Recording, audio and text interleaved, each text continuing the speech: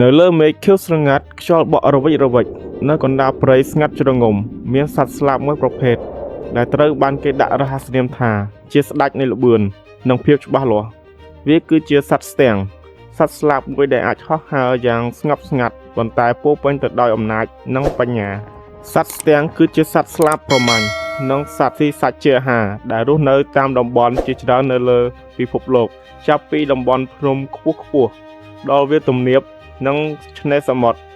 វាមានភ្នែកមុតស្រួចអាចមើលឃើញសត្វតូចៗបានចម្ងាយយ៉ាងឆ្ងាយនិងមានស្លាបដ៏រឹងមាំដែលអាចហោះហើរបានល្បឿនលឿនជាងសត្វស្លាបភាគច្រើនទាំងអស់ស្ទាំងត្រូវបានគេទទួលស្គាល់ជាសត្វដែលមានល្បឿនលឿនបំផុតនៅលើផែនដីនៅពេលវាប្រមាញ់វាអាចហោះចុះពីលើមេឃដោយល្បឿនលឿនដូចជាខ្យល់កន្ត្រាក់ដើម្បីបង្កើតភាពភ្ញាក់ផ្អើលដល់សត្វដែលវាគោលដៅល្បឿននេះមិនមែនជាកម្លាំងប៉ុណ្ណោះទេប៉ុន្តែជាសិល្បៈនៃការគ្រប់គ្រងខ្យល់សត្វស្ទាំងដែលហើរលឿនបំផុតនៅលើផែនដីគឺជាសត្វស្ទាំង Peregrine ដែលត្រូវបានគេទទួលស្គាល់ដោយសារក្បាច់ដាំក្បាលក្នុងការប្រមាញ់ដ៏អស្ចារ្យរបស់វាដែលវាអាចឈានដល់ល្បឿនលើស300គីឡូម៉ែត្រក្នុង1ម៉ោងដោយការប៉ាន់ស្មានខ្លះអាចឈានដល់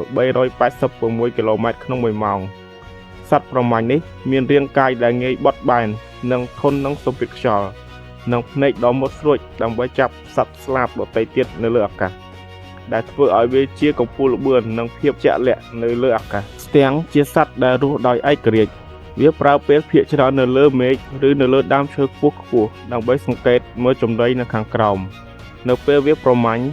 វាមិនប្រញាប់ប្រញាល់ទេវារងចាំពិនិត្យនិងវាប្រហារតែនៅពេលដែលពេលវេលាសមស្របបំផុតមកដល់អស់រយៈពេលរាប់ពាន់ឆ្នាំមកហើយមនុស្សបានគោរពនិងសរសើរស្ទាំងនៅក្នុងវប្បធម៌បុរាណជាច្រើនស្ទាំងតំណាងឲ្យអំណាចភាពឆ្លាតវៃនិងសេរីភាពមនុស្សខ្លះបានរៀនពីវាការអត់ធ្មត់ការផ្ដោតអារម្មណ៍និងការមិនបោះបង់នៅពេលដែលមិនទាន់ឃើញឱកាសសត្វស្ទាំងបានបង្រៀនយើងថា